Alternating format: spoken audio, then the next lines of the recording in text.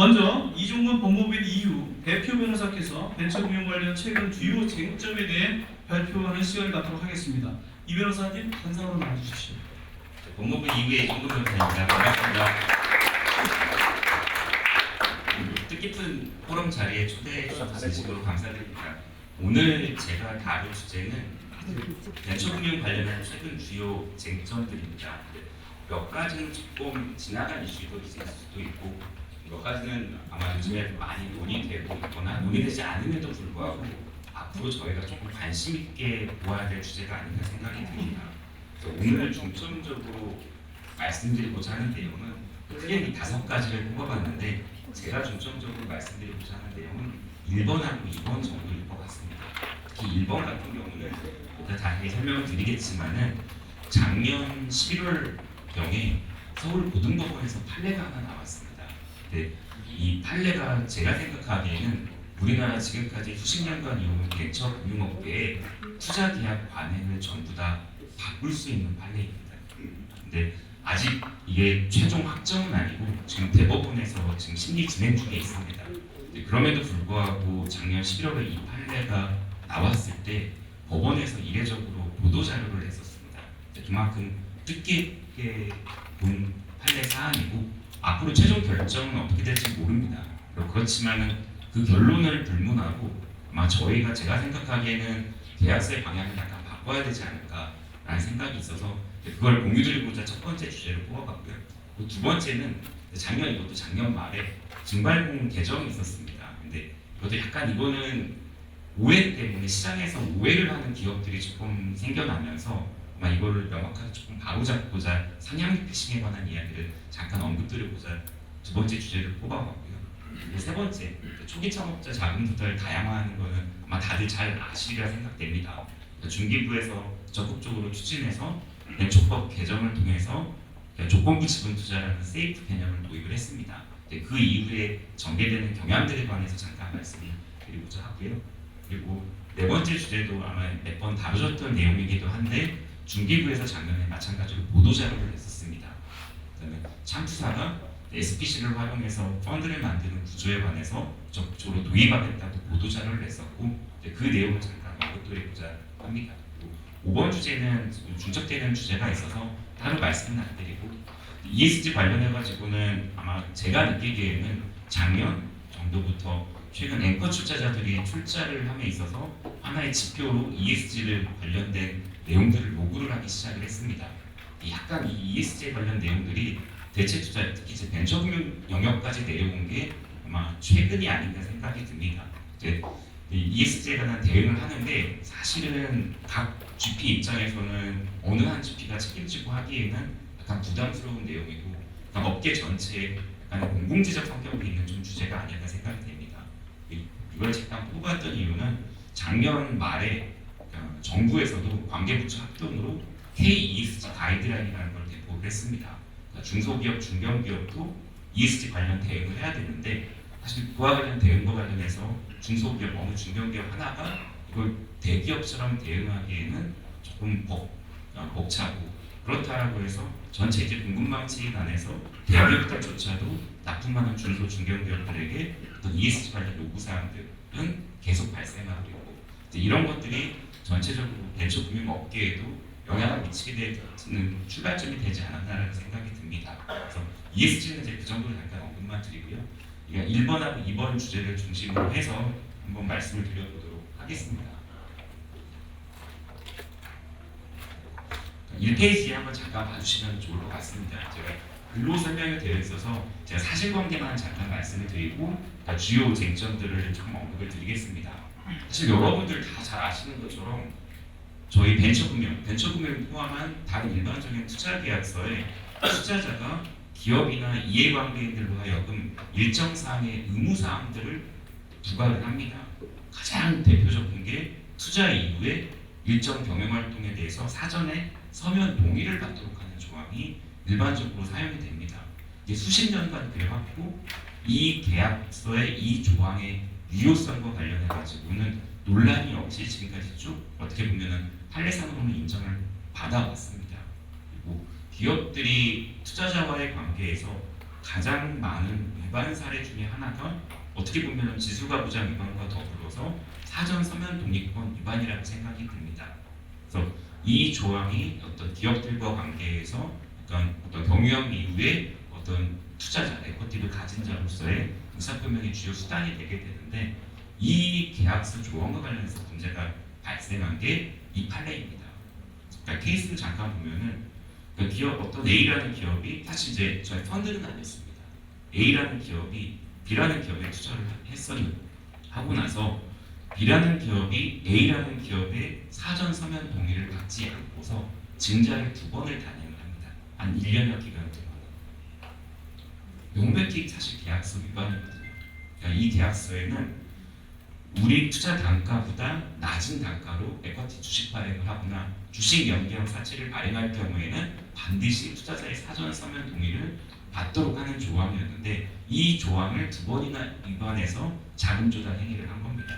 당연히 투자자 A는 B를 상대로 계약 위반을 이유로 해서 RCPS에서 조기 상환 청구권 행사를 합니다.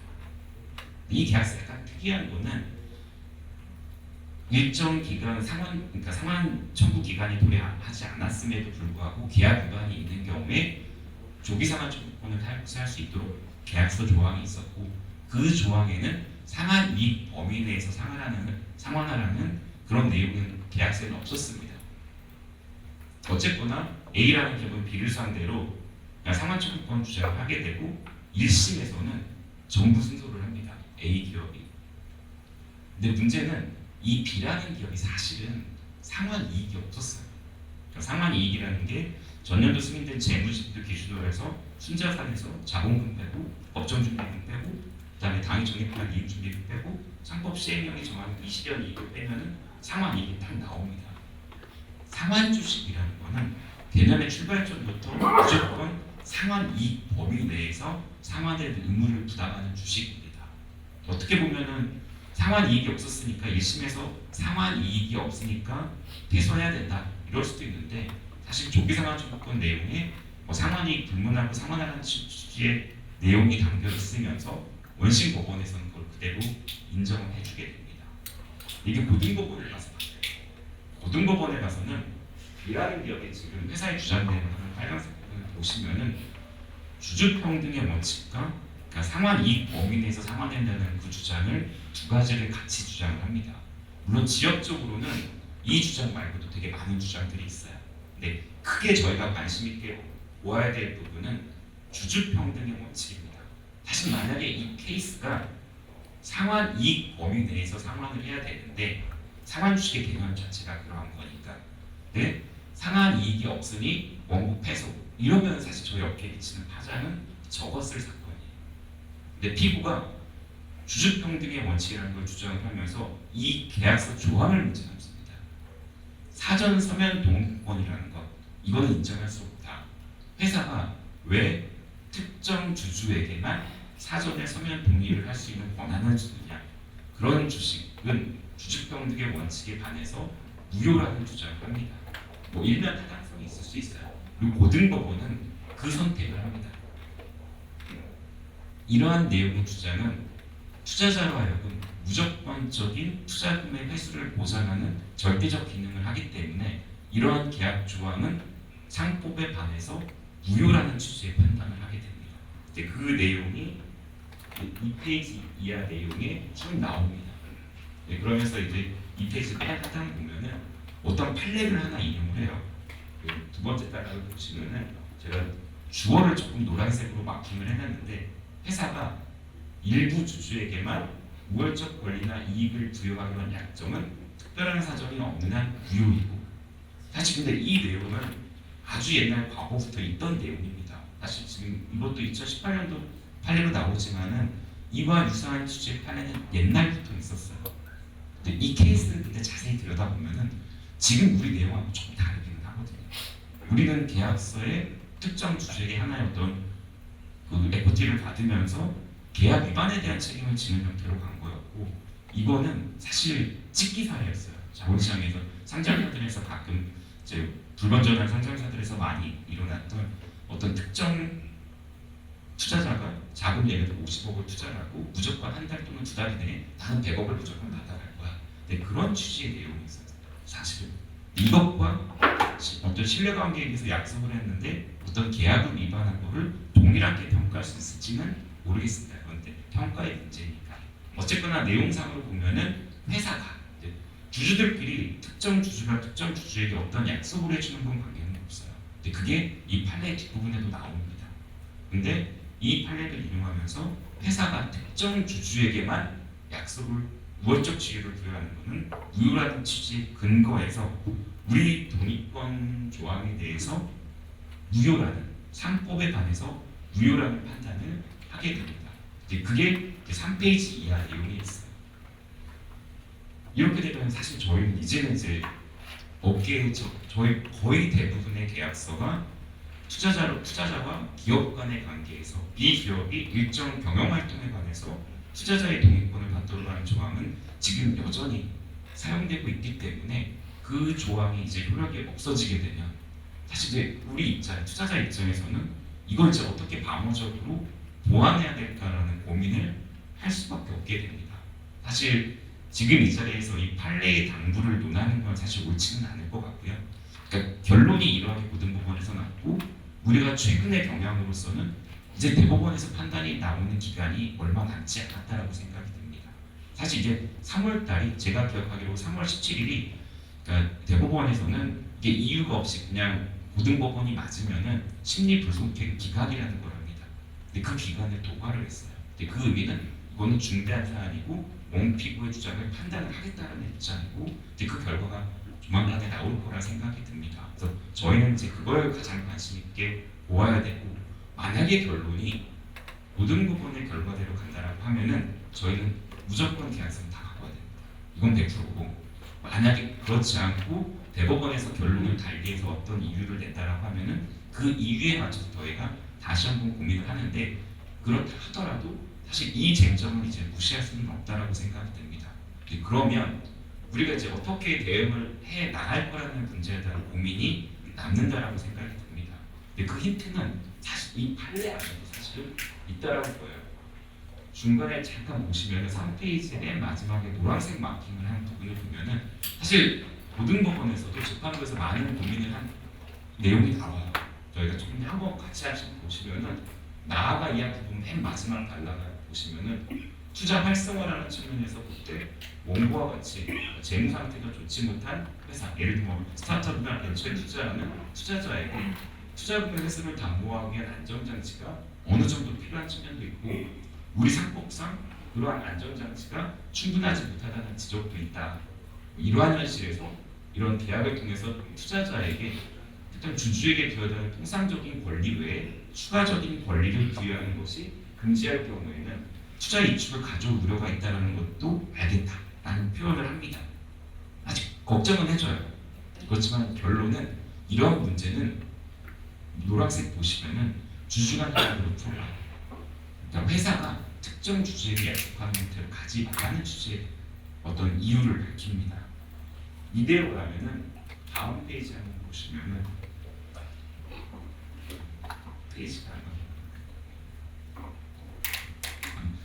페이지 한번 넘긴 동안 잠깐 결론만 말씀드리면은 결국 SPA는 단순하게 정형화될 수밖에 없어요.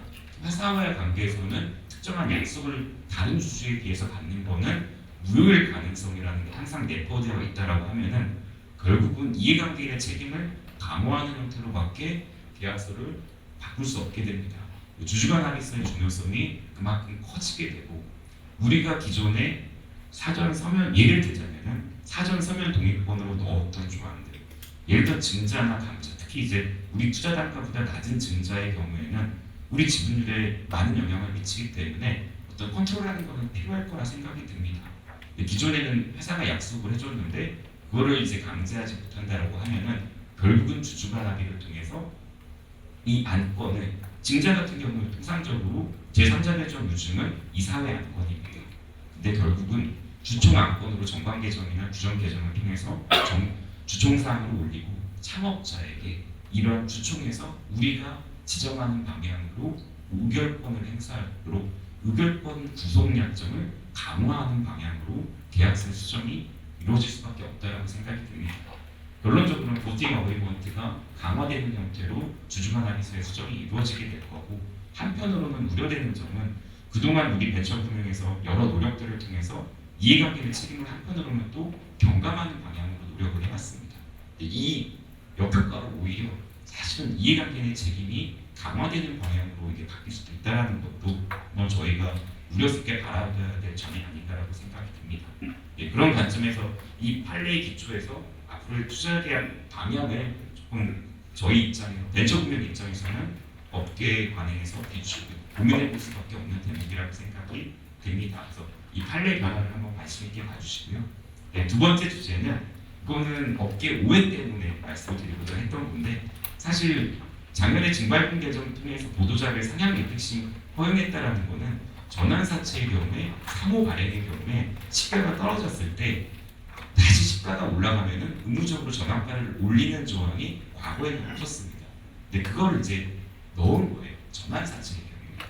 근데 이게 상향 리픽싱이 이제 투자에서 의무다라고 되게 되니까 비상장 시장에서 이제 기업들이 투자자한테 상향 리픽싱 의무야, 그래서 하향 리픽싱 했다가 예를 들어서 우리 회사 가치가 오르면은 주당 조정 리픽싱 단가를 올려줘.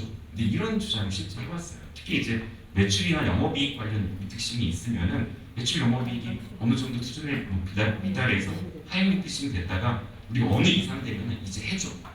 더 단가를 올려줘. 하는 주장을 하게 됩니다. 사실 이거는 약간 오해예요. 이 개정의 취지도 하향했다가 올라갈 때 캡이 최저가예요.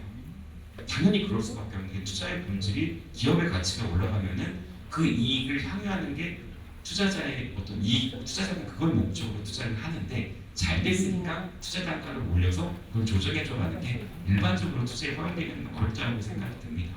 그래서 단어만 놓고 보면 상향 리픽싱이 허용됐으니까 에쿼티에서도 그렇게 해줘인데 일단 이거는 전환사채를 기준으로 했던 거고 캡도 최초가였다는 거. 그래서 업계의 투자의 본질과 관련해서도 약간 컨플릭이 있는 게 있기 때문에 그런 부분은 오해 없이 조금 기업들에게 되어야 되지 않을까라고 생각이 듭니다. 다만 저희 업계에서 제가 알고 범준에서는 두 기관이 에쿼티에서 상향 리픽싱을 허용하는 계약서에 수정을 했습니다. 작년 말에. 그리고 사실 이제 부정적으로 의견을 드리긴 했는데, 그러니까 기업 프렌들리한 정책을 펴는 입장에서 이렇게 반영해서 투자를 하는 기업이 생겼습니다. 그러니까 앵커 출자자가 생겼습니다. 그래서 이런 점도 업계에 미치는 영향이나 이런 것도 한번 고민해 보시면 어떨까라고 생각이 돼서 두 번째 주제로 조금 언급을 드렸습니다. 그래서 나머지 이제 첫 번째, 두 번째 주제를 중심으로 말씀드리고요. 아까 이제 목차 보시면서 설명드린 것처럼 3번 내지 5번의 주제는 참고로 자료 한번 봐주시면 될 것 같습니다. 제가 오늘 준비한 내용은 여기까지고요. 앞으로 많은 업계의 고민을 같이 나누시길 바라겠습니다. 감사합니다.